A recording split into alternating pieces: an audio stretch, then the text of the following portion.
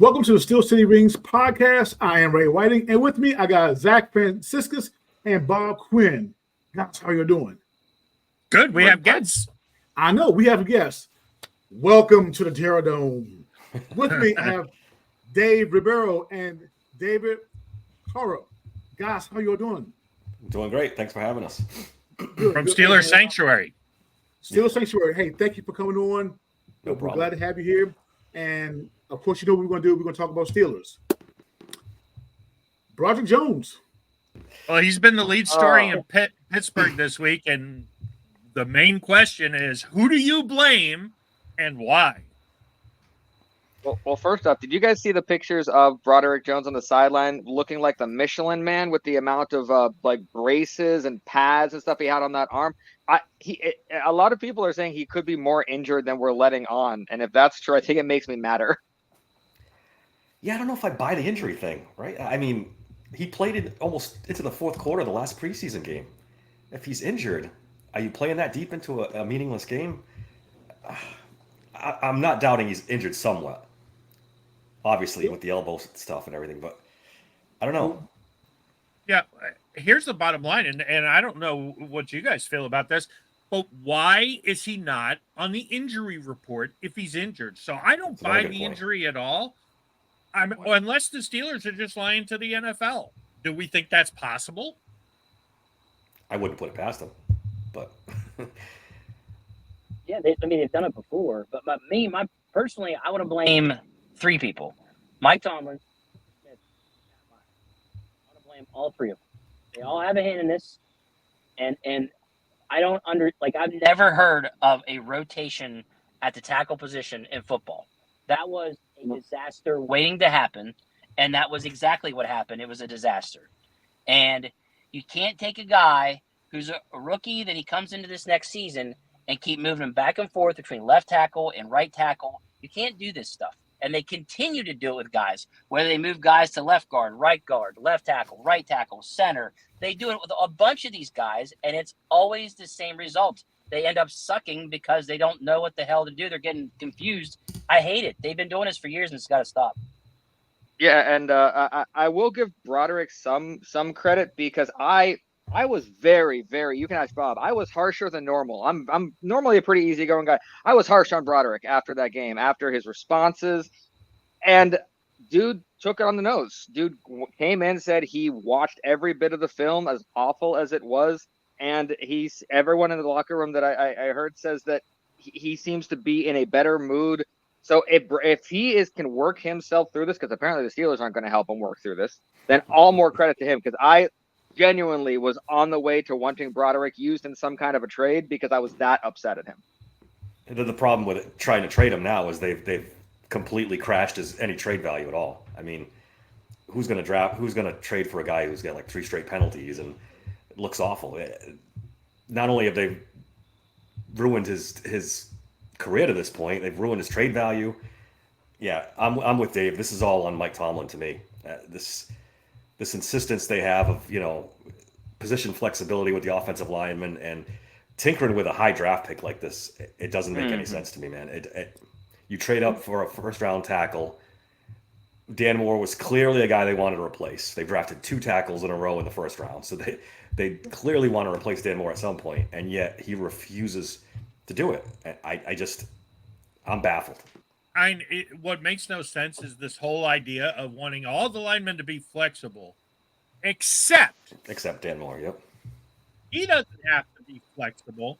And I heard Chris Hope again. He made the comment a couple of days ago. Now he was on the Starkey show today trying to defend his comment and saying that, oh yeah, it was his observation and he took a shot at Adam Crowley. How many games has anybody mouthing off played in the NFL? I had a long career. Well, let me ask you a question, Chris Hope, because I couldn't call into you to ask this and I was trying. If you were so convinced he was disinterested and then he laid that egg against Buffalo in the preseason, you're in journalism. You had no problem spouting off after a bad game against Denver. Where were you after the Buffalo game? Where was your little insight then? I mean, bottom line is is it doesn't make any sense.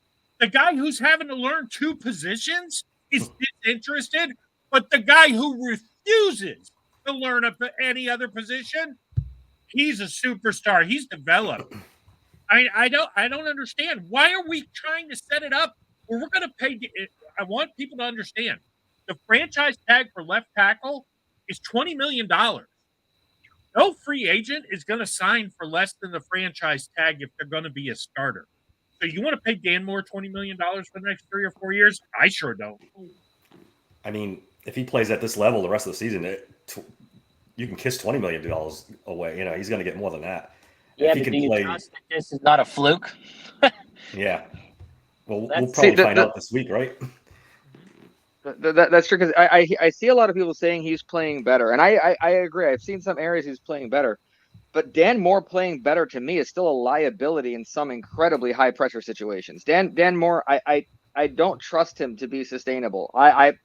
This is a fluke. What we are seeing is a fluke, and I genuinely believe it's because the 4 other players in the line are so have gelled and they're a cohesive unit, and it's taking so much extra effort from those 4 guys to make Dan Moore look as good as he is. I genuinely believe when it comes to that, you can't have Dan Moore suddenly out of the blue playing like he is. I don't believe that. Not for a second. It wouldn't be the worst thing in the world if we saw Dan Moore use like a turnstile the entire day, as long as Justin Fields consistently got away from that kind of pressure, because we could possibly win the game and then be able to point to a horrible game from Dan Moore again. But both of those things need to happen, and which is another reason why Russell Wilson can't start. And I heard Steve Palazzolo this afternoon on the PM team with Pony and Muller, and he was talking about Dan Moore because he really rated Dan Moore last year. And he's the one thing about Moore is they think more of him, and he kind of went into a little more detail today. And they think more of him as a run blocker than a pass blocker. And he made the point, this whole myth about him doing well against Myles Garrett is the reason why, how much stock you ever want to put in PFF. But it's why they said Myles Garrett would just beat Dan Moore off the line. The Steelers would just make sure that the play went away from him and they got rid of the ball before Garrett could get anywhere near home. So it wasn't that Garrett was having trouble with Dan Moore. It's just the Steelers were designing the plays where it almost was impossible for Myles Garrett to get in there and affect it. Now that I don't know how true all that is. I mean, but that being said, and Mark Caboli put out, hey, when will people accept he's a good left tackle? He's 2021 through 2023. He's the lowest graded tackle by PFF in the NFL, starting tackle. It's not I mean, again, if you don't agree with their grades, I get it. But the bottom line is most teams do. And he's still the lowest graded guy. And then I saw one guy replied to it on social media, said, oh, well, he's been getting better. No, he hasn't. His grade in 2023 was lower than 2022. Do you think there's a disconnect between Omar Khan and Mike Tomlin on how good Dan Moore is?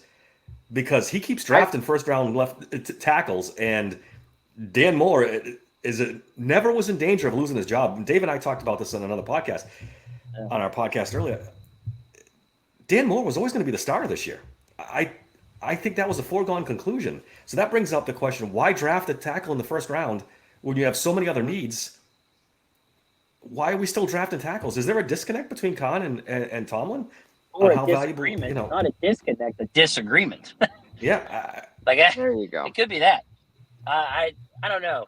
I'll get back to what you're bringing up about that Steve Palazzo guy. Are we shocked the PFF guy referenced Myles Garrett to make a point about something? Yeah, exactly. But yeah, no, look, I like to say Mike Tomlin loves his veterans to start the season. He doesn't like putting a rookie out there or whatever. But it did not go that route with Fautanu. They had been saying that he was going to be the starting right tackle going into this, and Moore was going to be at left, but then Fautanu got hurt, and it threw a wrench in everything. So it was just strange that we knew ahead of time that Moore was going to be the guy at left tackle. But but Tomlin's always liked him. But usually it was for his run protection, not his pass pro. His pass pro was god-awful, just like you stated earlier. But now, I mean, he's ranked up there with top 5 left tackles in the league. Yeah, it's It's a little bit of competition too, though. It's incredible. Yeah, I mean, we could argue that, like, who he's facing, absolutely. The last year and the year before that and the year before that, it didn't matter who the hell he faced. Yeah. He was god awful. It's So true. Actually, we can I don't look know. at there's a little graph we can put up, and I'm not a big fan of this graph because I'm not a fan of Dan Moore. But if we move our little QR code out of the way there, you see right up here at the very top right is Dan Moore as one of the more effective tackles in the NFL. I think Now, he's yet only given again, up- I don't give him the credit talking about. That's the one for I'm being talking able to about. pass protect like that. they've got him down for only one pressure all season. And Which- no sacks. I don't even understand that. I mean, when I was watching the game, I made a point of charting it, and I had 7 pressures coming from his side. I don't even know what are they considering a pressure? I mean, to me, if you get beat and your guy goes near the quarterback, that's a pressure. Yeah, should be. Well, to jump to the next thing, since we're talking about pass protection, and Russell Wilson, he's been out there at practice, but he has looked like someone who does not enjoy moving. Like, movement is not something he is comfortable with right now, and that scares me. I legitimately don't feel comfortable with a Russell Wilson under center at all right now. How do you guys feel about that? No, I don't think we see Russell Wilson for a couple weeks still. Do you think we see him I at know- all? It depends on how well Justin Fields plays. You might not. I tweeted out before the season started. You might not see him because That's true. Justin I mean- Fields, if he doesn't turn the ball over, you know how Mike Tomlin is superstitious wise. He's not going to take a quarterback out that's playing well. He's not going to do it. I believe after the break, after the bye week, that's when Russell Wilson would get into the game. Because I again, hope because not. after the bye week, that's when the games get more competitive. And I was gonna say, That- eight-game stretch. if that happens, that would be proof that Mike Tomlin should be fired on the spot. So, and then Jeremy Fowler puts out this article that Wilson is going to come back because he has better command of the offense. And I just can't buy that. I mean, Wilson's never played in the Arthur Smith offense. I don't understand where that's coming from, that he somehow has better command. Fields hasn't turned the ball over, and let's face it, if you add in the stuff that has been taken away by penalty, you're looking at him throwing for a couple hundred yards a game and have 2 or 3 touchdowns on the board, in which case I don't think Wilson would even remotely have a chance of getting the job back. Hey, Bob. Do we know that he can command the offense better? That's so stupid to say that. Anyways, go ahead, sir. Hey, Bob, with that being said, let me ask you, do we believe that came from the Steelers, or as Mike Florio suggested, could have been from from Russell Wilson's media team? Yeah, that's a good point. I think it could be. And Florio has been beating the drum about that Russell Wilson, one of the reasons he wasn't liked in Seattle and in Denver, has a dedicated media team that makes sure things get out that paint him in a positive light, even though it may not be what his coaches and his teammates are thinking. Well, that's interesting. I would not be surprised at that whatsoever.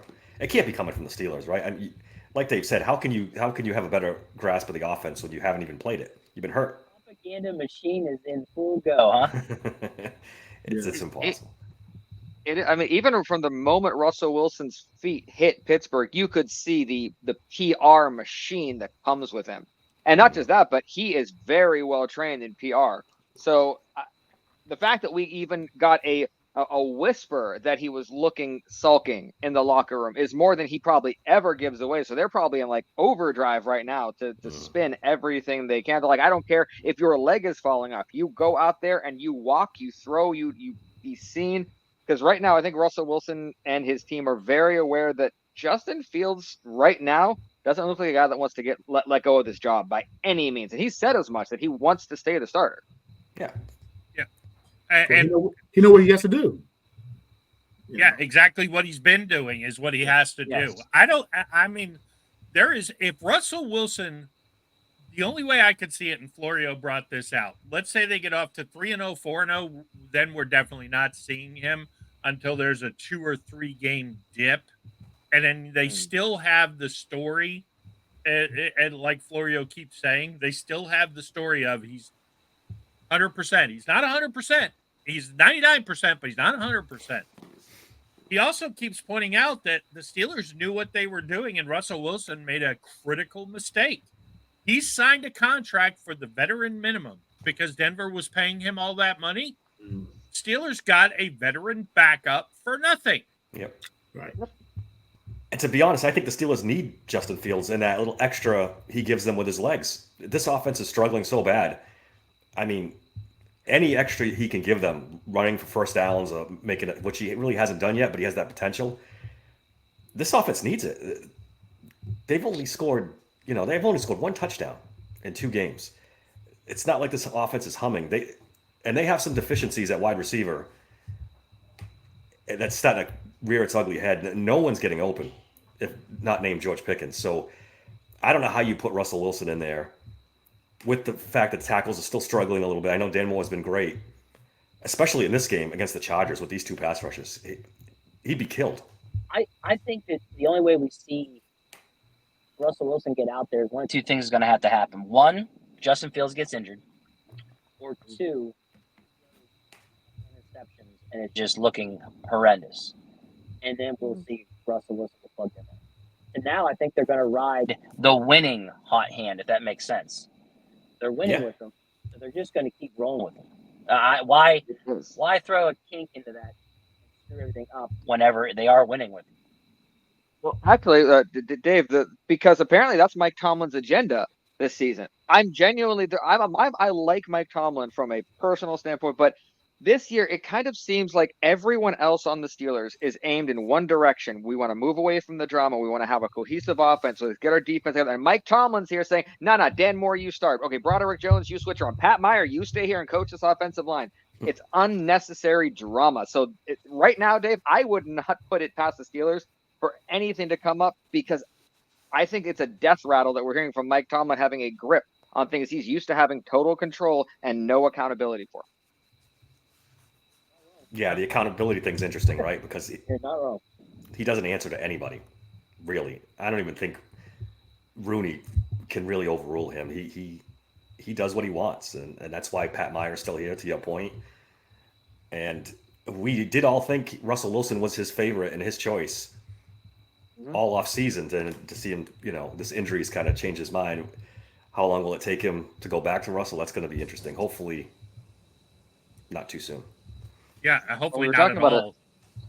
We were talking about a disconnect. There seems to be a disconnect from inside Pittsburgh and outside Pittsburgh, because, Bob, there was a horrible take that the Steelers are apparently one big quarterback trade away from being successful. Yeah, I heard this on the Carlin and Joe show on ESPN Radio, and I don't know which one of those guys said it. I never listened to that show. I just happened to get in the car, and it came on. And they were talking about Matthew Stafford since the Rams lost, the top 2 guys.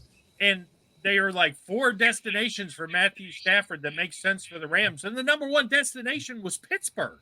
I was like, oh, the Steelers, great defense. They're only a quarterback away. I was like, are you kidding me? Why would we trade for Matthew Stafford? And are we trading Russell Wilson for Matthew Stafford? I mean, and why would the Rams do that trade? I heard that, and then I don't know if you guys heard the take today with Mel Kiper and the geniuses at ESPN that they came out saying the NFL should outlaw the two high safety look because it's hurting offenses. I don't know what they're doing over there at ESPN, but it sure as heck ain't watching football.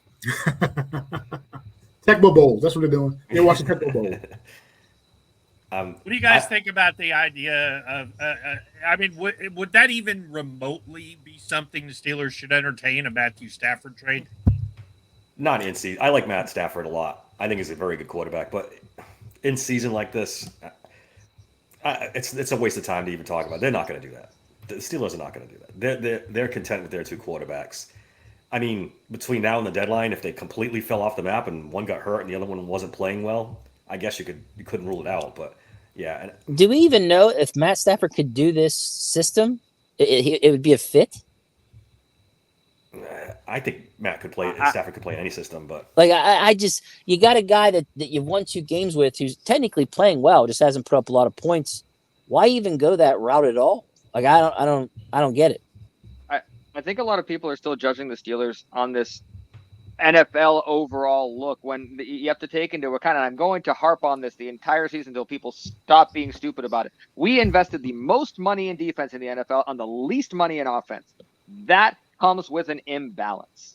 So for us, running on all cylinders to me is 21 points a game. Like if we hit 21 points a game, I will be soaring. I'm like, that is more than enough for our defense to win every single game. I don't care who we play with this kind of defense playing the way they are. So, but other teams, 21 points a game, if the Dolphins scored that, they'd probably think that was a down offensive season for them. So for some reason, we're being held to an offensive standard the rest of the NFL has one. For us right now, this is working. Now, 1 touchdown every 2 games isn't going to work. I think it's going to gel more going forward, but this kind of imbalance has to be expected with this football team. But Dave, you were talking about the wide receiver depth before. Mark Caboli said it. He is a full practice participant. There's a very good chance we could see for the very first time Roman Wilson on a football field. And that gets me like, I know I shouldn't get my hopes up, but I am so excited to see Roman Wilson on a football field. Well, it's a low bar, right? I mean, any addition would be better than what we've seen so far.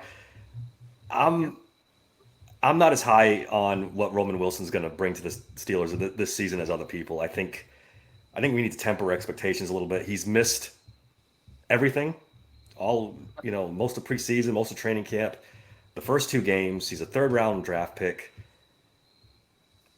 I don't know what we can realistically expect from a rookie who's missed most of training camp and, was the 15th best receiver in the draft. I think we need to prepare ourselves to be a little bit underwhelmed. Not to mention, it's not exactly got Dan Marino throwing to him either, or the. I don't know. I don't see it like other. I know people have gotten their hopes up, and everyone's excited. He practiced today in full. Could he be better than Van Jefferson? Yeah, probably. But again, low bar. Dave, I'm getting my hopes up. I am getting my hopes up. I am all in. Like, if my man plays, we're putting up 21 plus points. Take it to the bank. Absolutely. I take that bet on the opposite side. I don't think it's going to make much of a difference. I think he may make that kind of difference. I'm to the point where he helps out George Pickens to where maybe Pickens has even a more impact.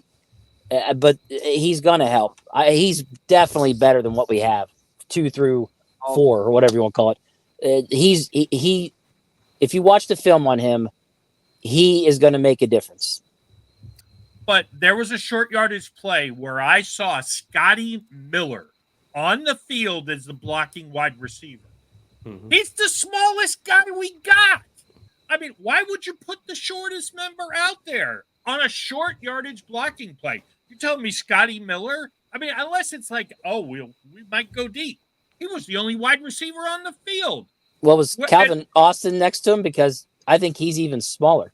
Yeah. Well, Roman Wilson's only 5'10", 185. You're not exactly putting out DK Metcalf out there either. But it's better than 5'7" and 170 pounds soaking wet. Actually, Dave, you brought up a good point, and Bob, you did too. And there's stats to back this up because George Pickens is playing 72% of the offensive snaps. That's the lowest of his career. So with the worst wide receiver we've had in a while, we are not playing George Pickens as much as we used to. And I know it's only over 2 weeks, but what's remarkable is still anyone not named George Pickens that is a receiver on this team has 5 catches for 28 yards in 2 weeks. Yep. And this is insane. That's our stat line. That he's only playing like what? I know. Like when I saw that, Yeah, one thing I would say though is we have played more 3 tight end sets than we did last year. So I don't know if that's affecting that number. Yeah, honestly, I haven't charted that because there's no doubt. It's Pickens and nobody else. I mean, it's Pickens and Pat. Yeah, the offense. This offense is going to make you. Although I will say, and Zach has made the point repeatedly, it seems like Arthur Smith keeps saying we're that close. Everybody, we're that close. We're that close. We're that close.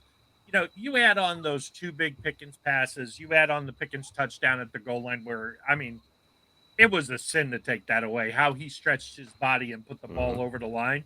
I mean, this would be a very different take as far as I can see.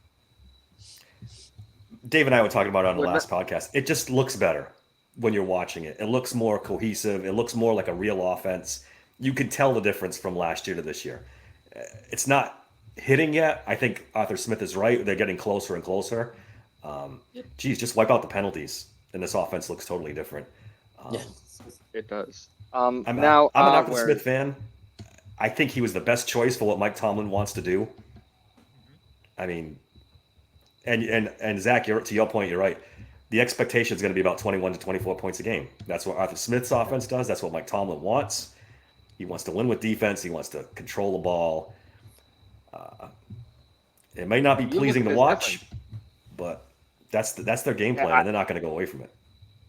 Well, I agree. And you think about it, just that alone, that quote from Capoli alone stands out to me because players are listening to me. Goodness, that's a shot across Canada's bow without even realizing it. It's like, no point in Canada's career did we hear that the players were listening to because he didn't care. He didn't involve them. So it's everyone's doing this in the locker room apparently. Like we're this close, just reminding, even though it's not there yet, we are close. But you were talking about the penalties, and I mean, we are the second most penalized team in the NFL. It doesn't appear like the refs are out to get. We are one of the most penalized teams in the league, and they're not all good. Yeah, I mean, it's going to be interesting to see how this all plays out. And if we do, I mean, this will be a good test. The Chargers, they were talking today. I think the Chargers have the next highest paid defense. Either they're just above or just below us. We're the two highest paid defenses in the NFL. And going into this game, whichever offense can rise to the level of being more dominant is going to end up winning the game. And being more dominant in this game might be that you only punt 4 times instead of 8. Yeah, hammer the under, right? This is going to be brutal as far as offensive football. Don't come in expecting a big offensive showdown. It's not going to happen. This is going to be like less punts for Pittsburgh. We'll win the game. Less punts. I was like, it's 4. 4's a max. To me. Yeah. It's going to be one of those games where, as a diehard blue collar Steeler fan, I'm going to love every second, and the announcers are going to trash it the whole time. And we know it's going to happen. We know that they're going to come in, and we know the Chargers are going to run Dobbins the entire game on us. So can our defensive line hold up is what I'm curious about. Well, that kind of leads into our game preview with first question being with, Greg Roman versus Terrell Austin, two guys who are kind of familiar with each other. It's the immovable object versus the irresistible force as far as the Chargers running game versus the Steelers defense. It's a key matchup. Who do you guys think is going to win it? I believe the defense will turn on.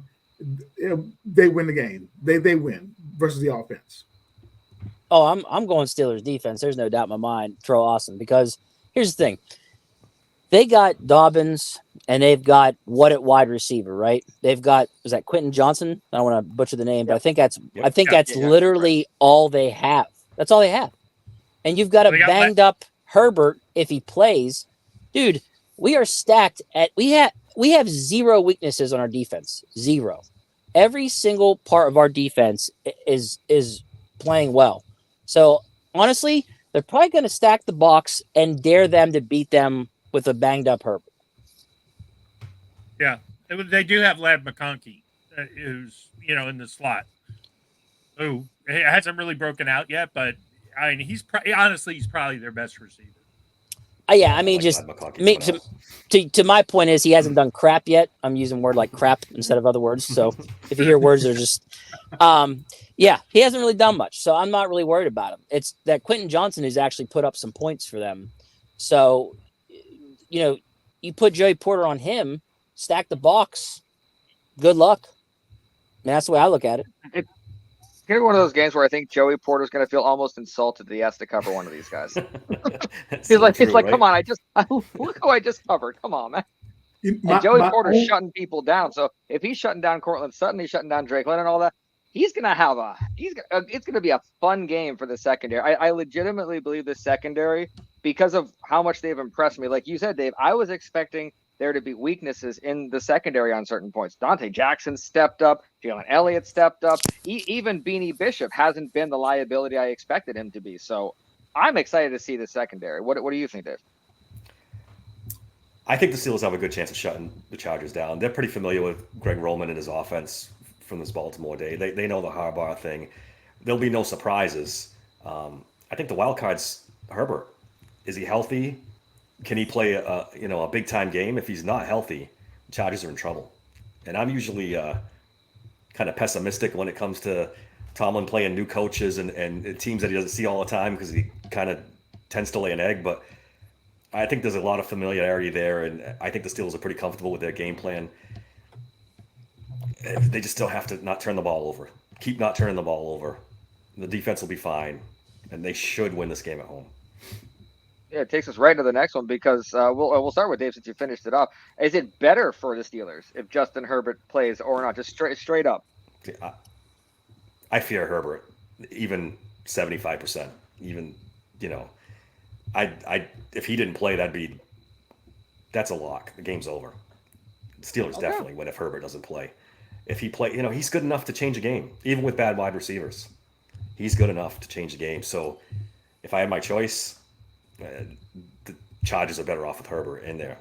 Is it an ankle injury? Do I got that injury right? Yes. Yeah. It is. Yeah. Yes. Yeah. So the And movement he did not is gonna be practice at all something. today. Yeah, I mean that's why a part of me is like, please play. Just go keep stepping on that ankle. Keep stepping on it. Yep. I can you imagine trying to throw with a bad ankle? I mean, I don't know if it's the foot he goes back on or he steps with to throw, but I like it either way. I could definitely see some interceptions because of the fact he's not 100% and trying to put a lot of pressure on that ankle. Yeah, I think this is a game where we really see, let's say Herbert doesn't play, and even if he does, honestly, because I remember Ben in that Denver game when he had a really bad ankle and turned it around. The game, the famous Tebow game where Ben basically couldn't move and he still brought us back. So Herbert's dangerous, and I agree with Dave on that if he's there, they have a puncher's chance. But I think this is the game where the Chargers have only passed the ball 46 times in 2 games, which they played the Chiefs. They played the Ravens, and then they played Carolina. So they were able to put it in the deep freeze against Carolina.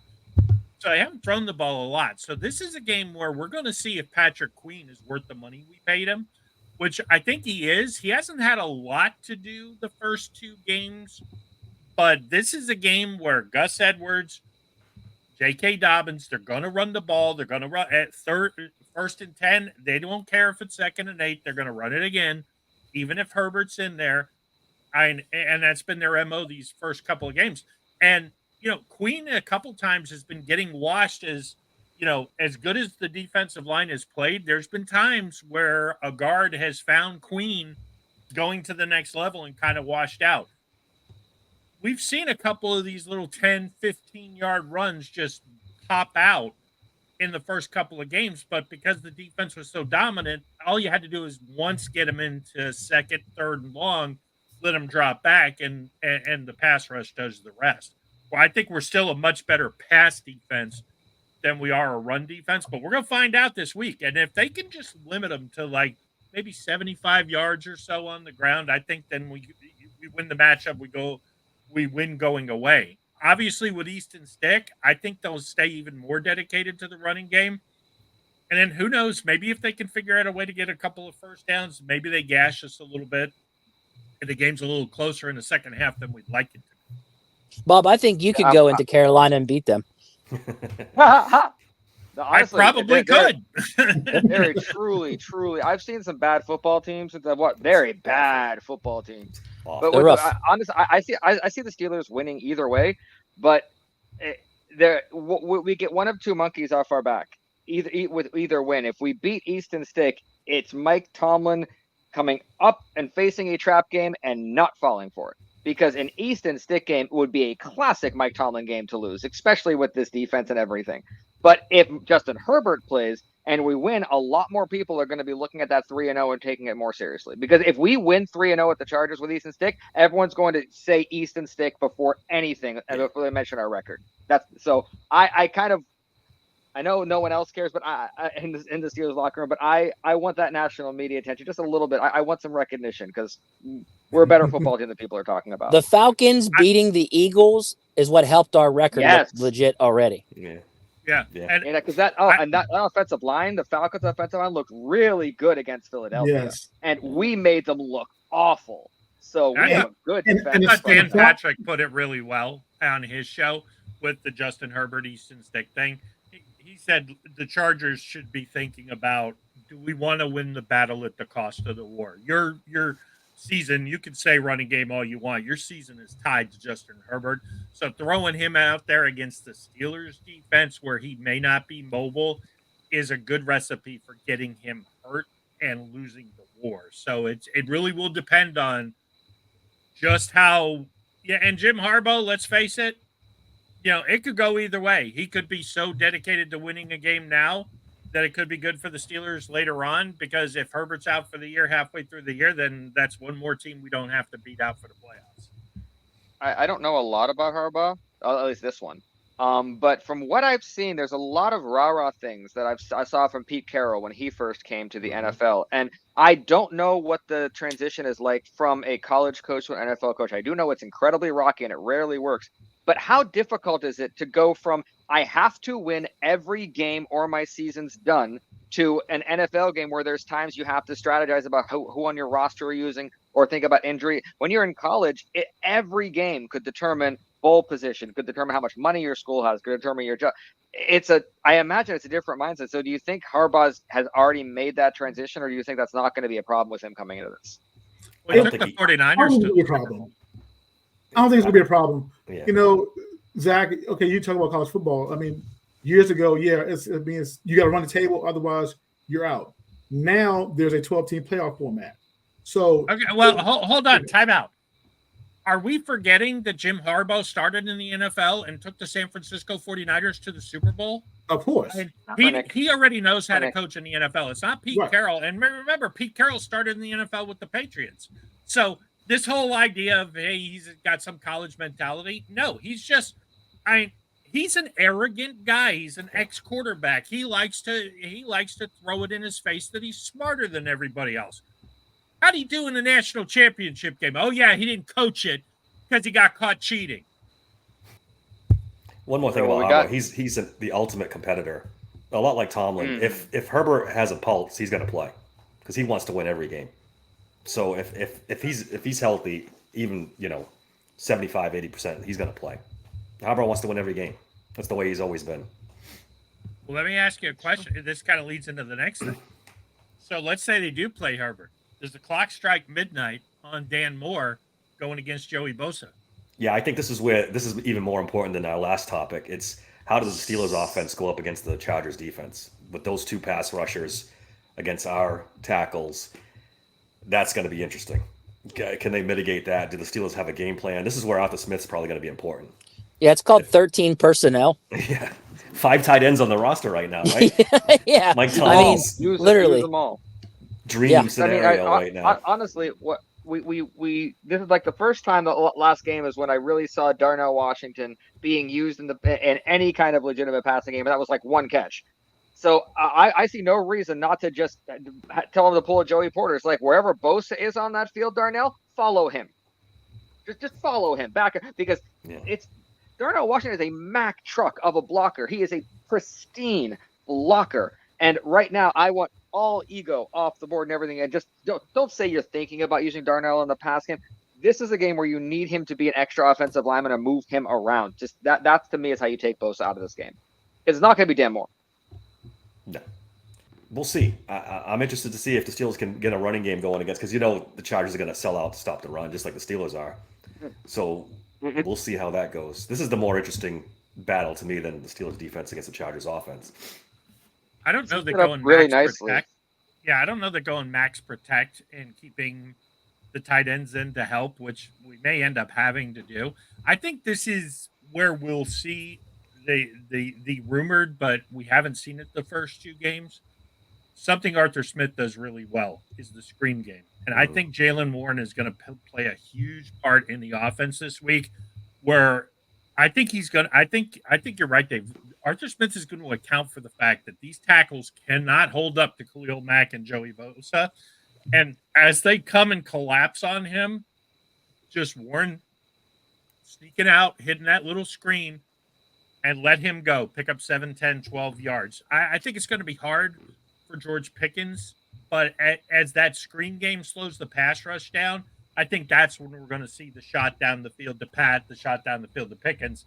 He may not get targeted as much as he has the first 2 games, but I think as the game goes on, there'll be a chance for a huge play. And let's face it, there's been 2 huge plays to Pickens that just didn't count. There's no style points this week. I don't care. I legitimately don't care if it's 5-3. Like, this specific game is built for points to not matter as long as we have more than them at the end. I don't care how many more. If we just need to get out of this with a win, because our offense, especially against this defense, it's going to be a struggle for points. It's going to be a field position battle, which is why I'm very happy about what I saw out of Corliss Waitman. Considering that we lost a great punter in Cameron Johnson. So the everything is set up for this to be a litmus test. And me and Bob kind of disagree about the 2020 11-0 team. I think that was the worst 11-0 team I've ever seen in my life. It was a constant rewarding of bad behavior. We never had litmus tests when we needed it.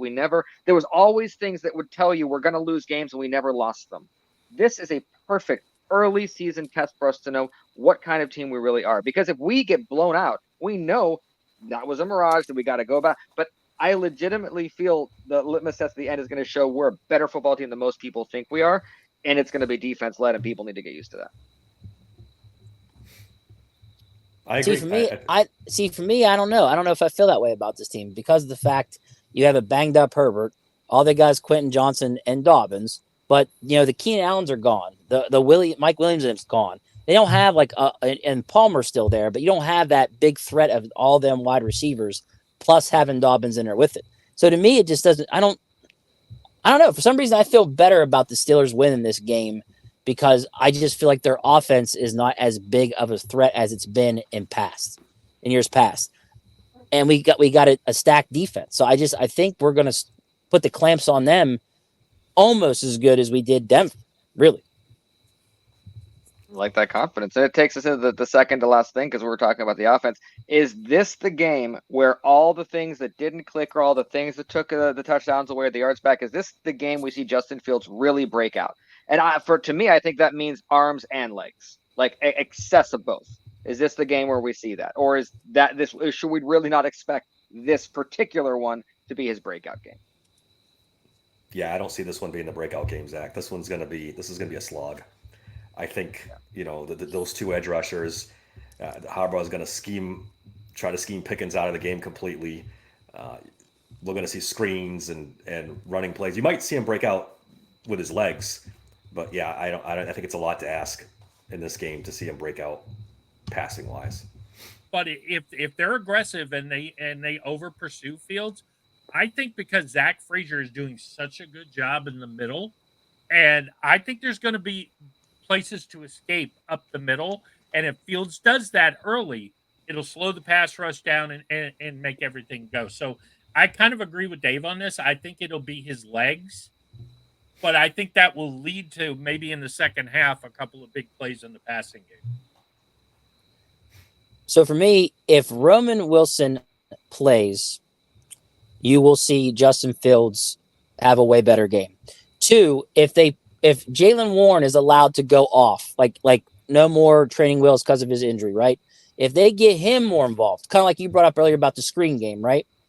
I think you see that I think you see Justin Fields take off if those 2 are more involved in the offense.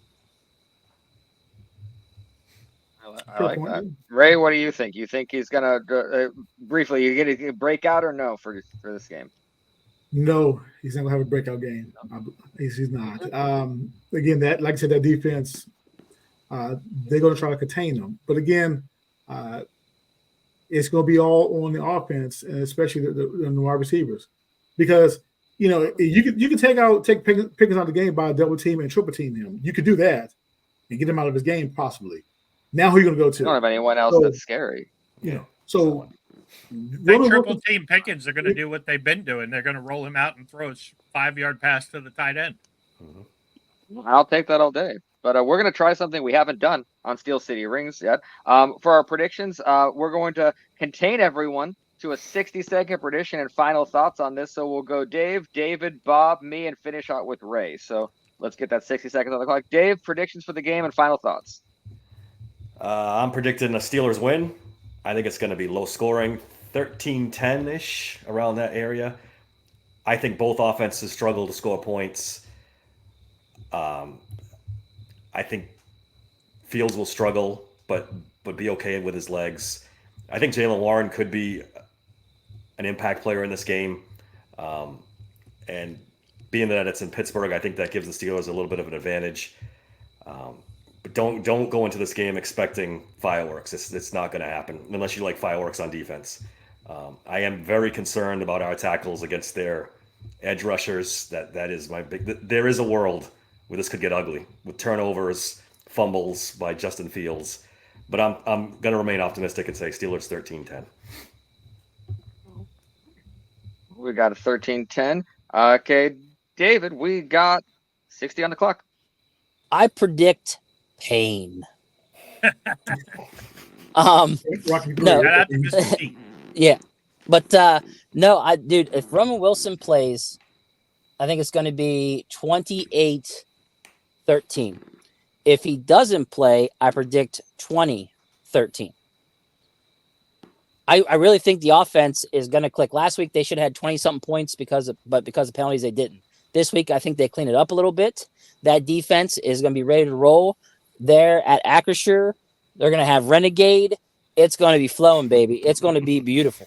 We are going to. I think we're going to beat them, and I think we might not be so stressed out this game. I really do. I really like that confidence. Wasn't excited. I will take 28 all day. Okay, Bob, you got 60 seconds on the clock. All right, so I'm going to give two predictions. One is if Justin Herbert plays, one if not. If Justin Herbert plays, I think he'll be limited. I think the Steelers defense will harass him. I think J.J. Watt will get home, even though the tackles for Rashawn Slater and Joe Alt are very good for the Chargers. This is not going to be an easy task for the edge rushers. I think we'll shut them down. I also think because if they see Herbert's limited, they might be a little bit more conservative. So I'm going if Herbert plays, I think it'll be 19-10. I think it'll be one touchdown that Fields will have some kind of spectacular play, and then 4 conservative, hey, just get it in field goal range for Boz. If Easton Stick plays, I think they will go into the deep freeze. I think there's an excellent chance this could be a 13-3 game. Oh, okay, 13-3 so far. Bunch of different ones. Yeah, for me, I don't think it matters whichever quarterback plays. It only matters to me about whether Mike Tomlin can avoid the trap game against Easton Stick. Because if Easton Stick plays, it'll be a low-scoring affair regardless. If Justin Herbert plays, I think a hobbled Justin Herbert is going to be no much better than Easton Stick, no matter how much he wants to be his normal Justin Herbert self. So I see 13-7 at most. 17-7. I can't see us scoring more than 17 points, but I also can't see us allowing them more than 10 at most. So I'd say 17-7 Steelers win. And I even if Roman Wilson does play, I'm expecting him to, number one, be on a snap count. And it's going to take a little bit for him to figure out where he fits in this offense. I trust Arthur Smith to find a place better than I have Matt Canada at all. But I don't know whether this is going to be the game where we're going to see anything significant out of Roman Wilson.